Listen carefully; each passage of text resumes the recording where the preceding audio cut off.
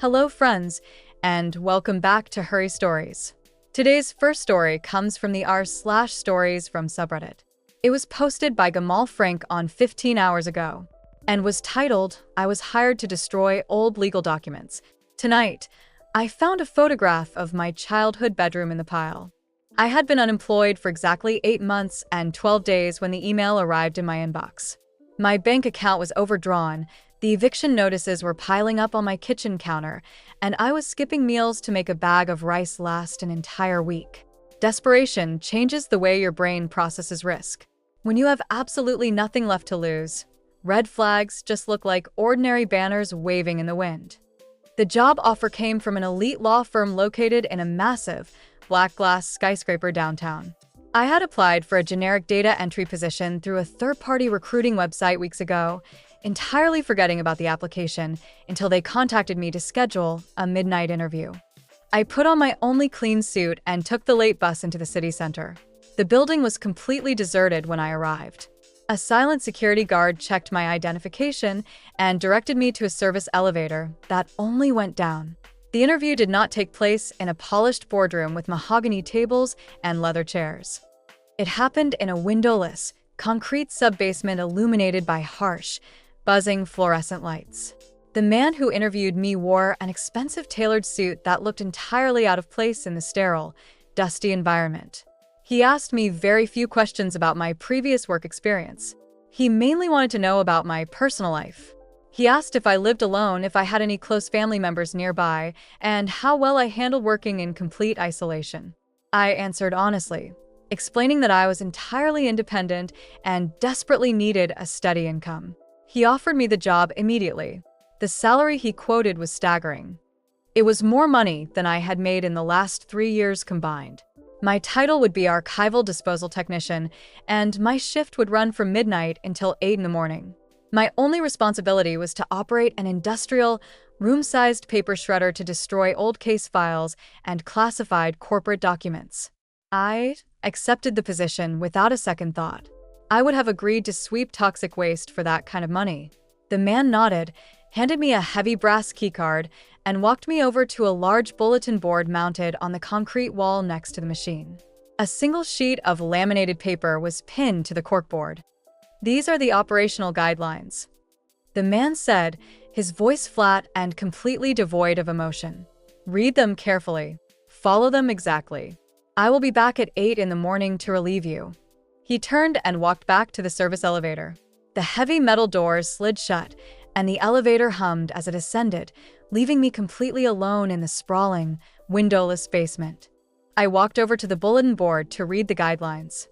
I expected standard corporate safety warnings about keeping loose clothing away from the moving gears or wearing protective safety glasses. Instead, the laminated sheet contained only 3 typed sentences. Rule 1. Do not read the contents of the red folders. Rule 2. If the shredder jams and begins to leak a red, viscous fluid, unplug it and face the corner until the humming stops. Rule 3. If you find a photograph of yourself in the pile of documents, shred it immediately without breaking eye contact with it. Rule 4. If you hear someone knocking on the heavy steel elevator doors at 3 in the morning, do not let the door knocker enter the room. I stood there staring at the paper for a long time. The rules made absolutely no logical sense. They sounded like a prank, the kind of hazing ritual older employees used to terrify the new hire on the night shift. I assumed the management team had left the sign there to test my ability to follow instructions without asking questions. Elite corporate firms are notorious for their eccentric paranoia regarding document security and employee compliance. I decided I would simply do exactly what I was paid to do: feed paper into a machine and collect my paycheck. I turned my attention to the shredder.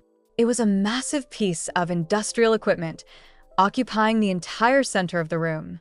A wide rubber conveyor belt sloped upward, leading into a heavy steel hopper where interlocking rows of razor-sharp metal drums waited to grind anything into microscopic confetti. Beside the machine stood dozens of heavy cardboard boxes stacked nearly to the ceiling, all filled to the brim with paperwork. I pressed the heavy green power button on the control panel. The machine roared to life. The sound was deafening, a deep, mechanical grinding that vibrated through the concrete floor and rattled my teeth. I grabbed the first box, hauled it over to the conveyor belt, and started grabbing handfuls of manila folders. I tossed them onto the moving rubber belt and watched them travel upward before falling into the metal hopper. The steel teeth caught the paper, pulling the folders down with a violent, tearing crunch. The machine devoured the documents effortlessly, spitting a steady stream of fine white dust into an enormous clear plastic collection bag attached to the exhaust vent. The work was mindless and deeply monotonous. For the first few hours, my mind wandered as my hands automatically grabbed, tossed, and reached for more paper. The isolation of the room was heavy, pressing against my eardrums beneath the roar of the machine. The fluorescent lights buzzed with a steady rhythm. The air smelled strongly of dry paper dust, hot metal, and the faint, bitter scent of machine oil. I was emptying the 14th box of the night when I saw the first anomaly. Mixed in among the standard, beige manila folders was a single, brightly colored red folder. The thick cardstock was completely unmarked, lacking any labels, barcodes, or identifying features. I remembered the first rule on the laminated sheet. I grabbed the red folder firmly, intending to toss it directly onto the conveyor belt without opening it. My hands were coated in a fine layer of paper dust, making my grip slippery.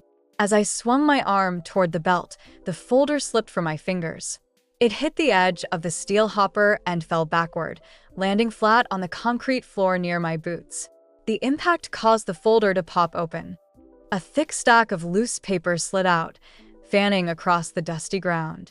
I knelt down to gather the papers, fully intending to shove them back into the folder unread. However, the font on the top page was unusually large, and my eyes instinctively registered the words before I could look away. The document appeared to be a highly detailed clinical autopsy report or a crime scene analysis. The language was cold and professional, but the subject matter was entirely impossible. It described a murder case where the victim had been completely hollowed out from the inside, their internal organs replaced with tightly compacted ash. Below the text was a detailed, hand-drawn diagram of a creature that defied all known biological logic. The illustration showed a shifting, nebulous shape composed entirely of dense, intersecting lines. The caption beneath the drawing described a shadowy entity that existed exclusively within two-dimensional spaces, hunting by attaching itself to the cast shadows of human beings. The text explicitly stated a strict containment protocol. Anyone observing the shadow must maintain unbroken eye contact with the entity, or it will immediately detach from the surface and devour the observer's physical body. I gathered the papers quickly, shoving them back into the red folder. I stood up and brushed the dust from my knees. My heart was beating slightly faster, but my rational mind quickly manufactured an explanation. Law firms handle all kinds of intellectual property disputes. I figured the company must represent a major entertainment studio, a video game developer, or a horror author involved in a copyright lawsuit. The files were likely world-building documents, script drafts, or concept art for a fictional project that needed to be securely destroyed. I actually felt a brief wave of embarrassment for letting a fictional monster story startle me in the middle of an empty basement. I tossed the red folder onto the conveyor belt. It traveled upward, reached the edge of the hopper, and dropped down into the spinning steel blades. The machine immediately produced a terrible, grinding shriek. The heavy metal drums slammed to a sudden, violent halt, sending a powerful shudder through the entire concrete floor.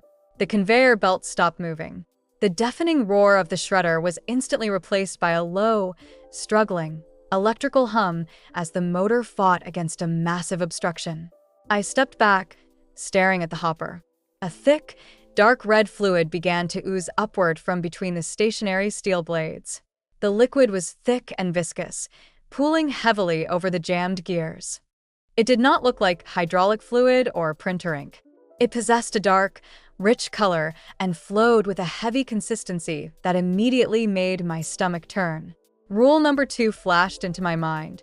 If the shredder jams and begins to leak a red, viscous fluid, unplug it and face the corner until the humming stops. I looked at the heavy black power cord plugged into the industrial wall outlet. I looked at the dark corner of the concrete room behind me. Then I thought about my bank account. I thought about the eviction notices on my kitchen counter. I had just been hired for a job that paid an astronomical salary, and within my first 4 hours, I had managed to break a piece of equipment that likely cost hundreds of thousands of dollars. If I unplugged the machine and stood in the corner like a punished child, the morning supervisor would arrive, see the broken shredder, and fire me immediately. I would be back on the street by noon. I decided I could not afford to follow a bizarre, eccentric rule. I needed to clear the jam, get the machine running again, and clean up the leaking fluid before anyone found out. I stepped up to the edge of the metal hopper and peered down into the blades. The red folder had been completely chewed up, but beneath the shredded red cardstock, I saw the true cause of the blockage. A thick, dense stack of heavy, glossy photograph paper was wedged tightly between the main grinding drums, preventing them from turning. I reached my hand carefully down into the hopper, avoiding the razor-sharp edges of the stationary blades, and grabbed the edge of the thick stack of photographs. I pulled firmly, wiggling the glossy paper back and forth until it slid free from the teeth of the gears. I pulled the stack out of the machine and held it under the harsh fluorescent light. I wiped a smear of the thick red fluid off the top photograph using my thumb. I stared at the image, and a deep, paralyzing cold washed over my entire body. The photograph showed a young boy standing in the center of a small, messy bedroom. The boy was holding a plastic toy dinosaur and smiling brightly at the camera. The bedroom was completely familiar. The posters on the wall, the patterned bedsheet, the specific shape of the window frame. It was my childhood bedroom. The young boy in the picture was me, roughly 7 years old. I was looking at a photograph of myself that I had never seen before. My eyes drifted from my smiling childhood face to the background of the image. The bedroom was illuminated by the camera flash, casting a sharp, dark shadow against the painted drywall behind my younger self. The shadow did not belong to a 7-year-old boy. The shadow cast against the wall in the photograph was towering and deformed.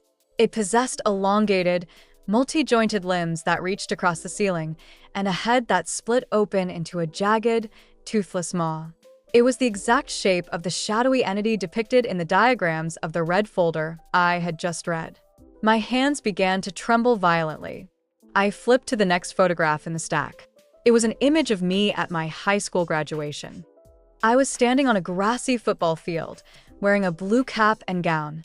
The shadow stretching out across the grass behind me was massive, its long, shadowy fingers wrapping around the ankles of the other students standing nearby. I flipped to the next photo. It was a picture taken just a few months ago, showing me sitting alone in my cramped kitchen, looking exhausted. The deformed shadow was no longer just on the wall behind me. It was expanding, consuming the edges of the photograph, its dark mass slowly creeping toward my physical body in the image. I was standing in the cold, windowless basement, holding a stack of impossible photographs, realizing with absolute horror that I was trapped in a terrifying paradox. Rule number 3 explicitly stated that if I found a photograph of myself, I had to shred it immediately without breaking eye contact with the image. I needed to feed the photographs into the spinning blades right now. But the industrial shredder was jammed and completely stationary. In order to clear the jam and start the machine, I had to follow rule number 2. I had to unplug the power cord, turn my back on the machine, and face the concrete corner of the room. I could not obey rule 3 because I had failed to obey rule 2. I stared down at the top photograph of my childhood bedroom. As I watched the glossy surface, the dark ink making up the shadowy creature began to shift. The movement was incredibly subtle at first, just a slight rippling of the dark pigment. Then, the two-dimensional shadow turned its deformed head independently of the frozen image of my younger self. The faceless, jagged maw angled outward, looking directly up at me through the glossy paper. The entity was moving inside the flat space of the photograph. Simultaneously, the low, struggling electrical hum of the jammed shredder motor began to change. The mechanical buzzing deepened, adopting a heavy, rhythmic thumping sound that vibrated through the soles of my shoes. It sounded exactly like a massive, racing heartbeat echoing from the steel belly of the machine. The thick red fluid pooling in the hopper began to emit a powerful, overwhelming odor. It smelled sharply of raw copper and the metallic tang of ozone. The fluid started to bubble rapidly, spilling over the edge of the hopper and splashing onto the concrete floor. This stretched outward, moving against gravity, reaching across the dusty concrete like growing, pulsing veins, crawling slowly toward the toes of my heavy work boots. I noticed a sudden change in the lighting of the room. The single, harsh fluorescent tube mounted directly above my head began to flicker violently. With every rapid flash of darkness, the physical shadow I was casting against the concrete wall across the room changed its shape. My normal, human silhouette grew larger. The arms elongated into impossible, spider-like limbs. The head split open. My actual shadow was mimicking the monstrous shape trapped in the photographs. I remembered the strict containment protocol written in the red folder. I had to maintain unbroken eye contact with the entity, or it would detach from the surface and devour me. Rule 3 echoed the exact same command. Shred the photographs immediately without breaking eye contact. I had to get the shredder running.